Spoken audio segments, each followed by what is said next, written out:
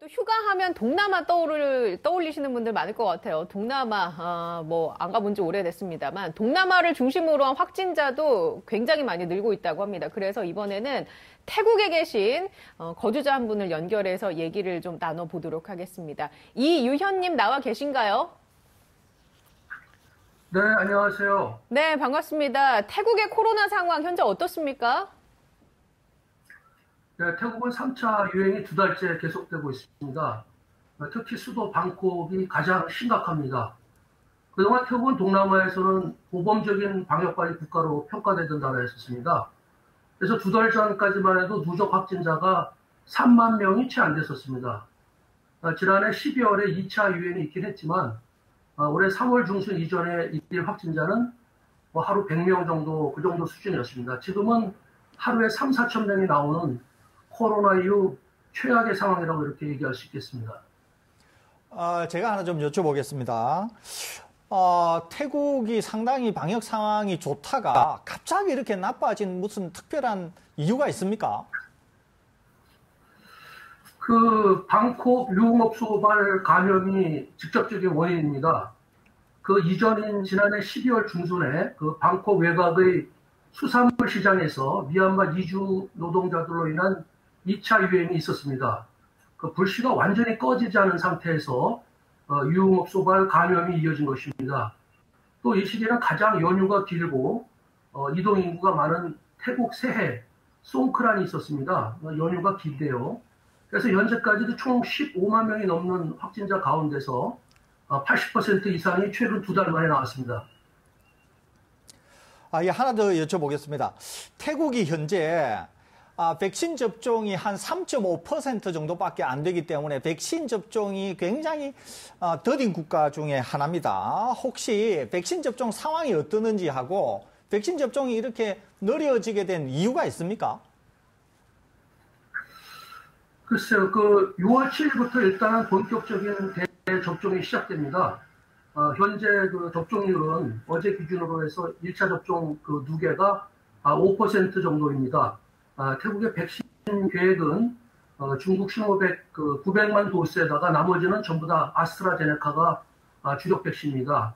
아스트라제네카 백신의 그 상당 부분은 자국 내에서 생산합니다.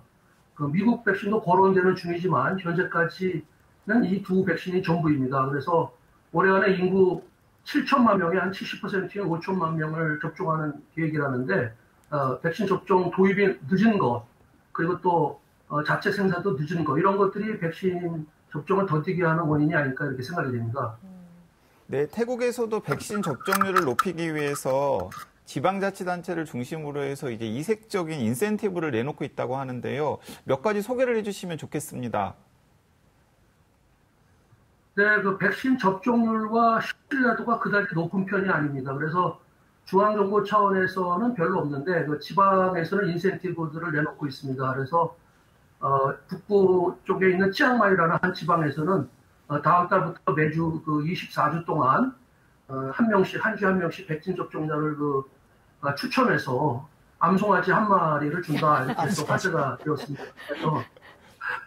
그래서 이제 그거를 발표한 이후에 그 접종 예약률이 10배 이상 높아졌다고 합니다. 그 밖에 이제 금목걸이나 상품권을 주는 등 지역마다 백신 접종률을 높이기 위해서 노력하고 있는 그런 상황입니다. 예, 암송아지를 주는 국가 얘기는 제가 또 처음 들어가지고요. 굉장히 신박한 방법입니다.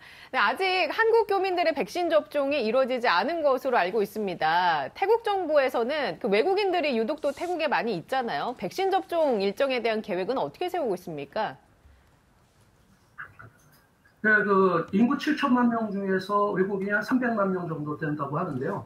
태국은 기본적으로 거주 외국인에 대해서도 내국인과 동일한 접종을 하겠다 이렇게 밝히고 있습니다. 그러나 현재까지는 내국인만 예약을 받고 있습니다. 그 외국인은 다음 달에 6월 7일 이후에 각 직업별로 접수를 받아 그렇게 접종할 예약이라고 이제 발표가 됐는데 한국인들은 태국 정부 백신을 기다리든지 아니면 민간병원에서 유료 접종을 해야 하는 상황인데 아직까지는 민간병원도 백신 수입은 이루어지지 않은 상황입니다. 예, 그러면 이 의원님은 언제쯤 맞으실 계획이신가요?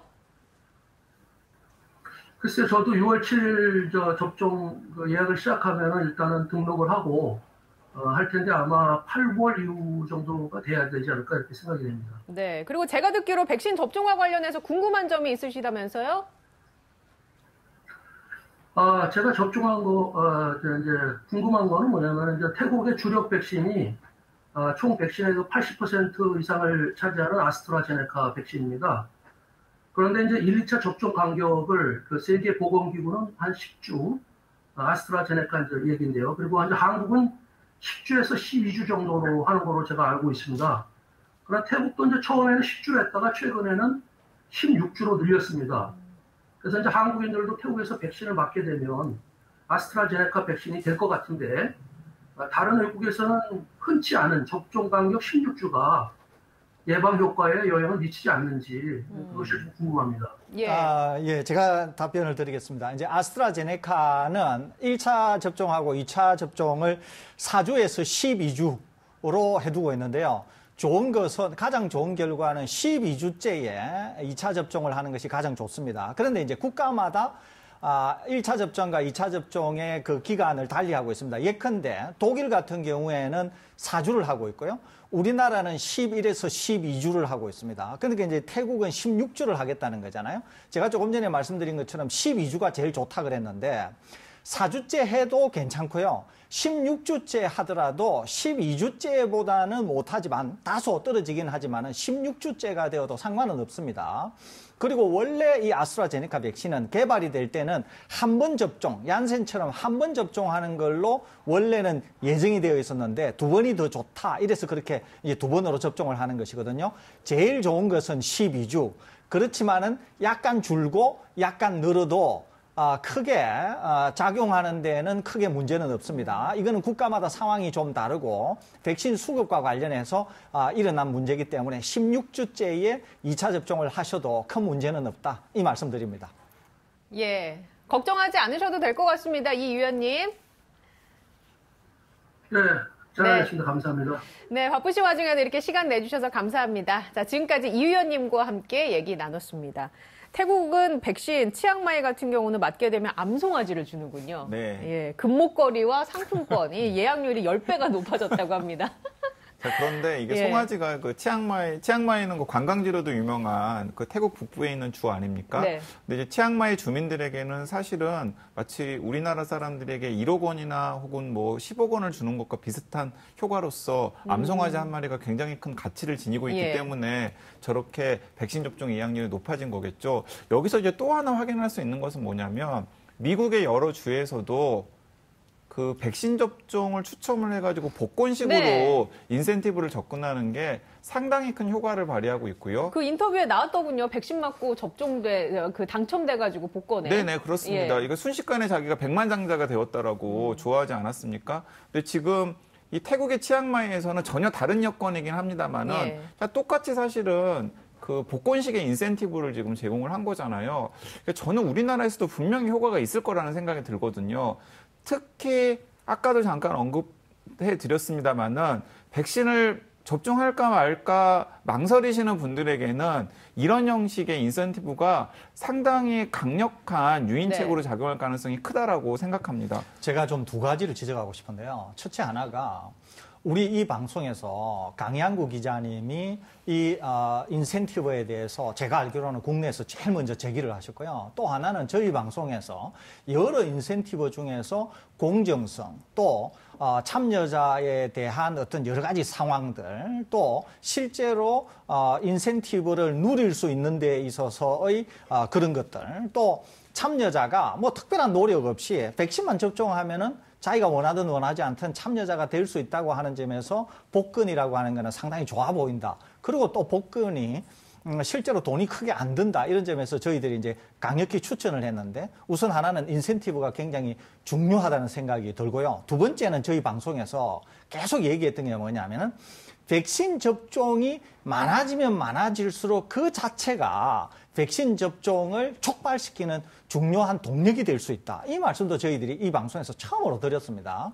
엊그제 소위 말해서 잔여 백신, 그러니까 아스트라제네카 백신에 대한 우려가 있어서 잔여 백신에 대한 소위 말해서 앱이 공개가 된다고 하더라도 폭발적인 반응이 생길까 어쩔까 이런 데 대한 사실 의구심이 있었던 게 사실입니다. 그런데 우리가 아는 것처럼 잔여 백신 물량을 접종할 수 있도록 하는 앱이 공개가 되면서 접속을 하도록 했더니만 첫날에는 무려 먹통이 되는 일도 있었고요. 지금까지 며칠이 지났음에도 불구하고 잔여 백신 접종 예약을 할 수 없을 정도로 인기가 높다는 거죠. 이것은 이제 하나는 백신 접종이 예약이 되어 있었던 분들이 포기를 안 한다고 하는 점. 두 번째는 그분들이 포기를 한다고 하더라도 기다리는 사람들이 많기 때문에 포기도 안 하지만은 남는 물량은 모든 분들이 백신 접종을 해서 백신 접종을 하려고 하는 동기가 굉장히 생겼다는 거죠. 무슨 말이냐면 두 가지라는 거죠. 하나는 인센티브, 두 번째는 백신 접종이 더 속도를 붙인다고 하는 이런 두 가지 점들을 고려한다고 하면은 이 두 가지 지점을 적극적으로 우리가 고려할 필요가 있다는 것이죠. 그런 점에서 본다고 하면은 다시 인센티브에 대해서 좀 더 정교하면서도 네. 뭔가 백신 접종의 동력을 높일 수 있는 그런 방법으로서 다시 한번 우리가 진지하게 고민해 봐야 되지 않을까 이런 생각이 듭니다. 예, 알겠습니다.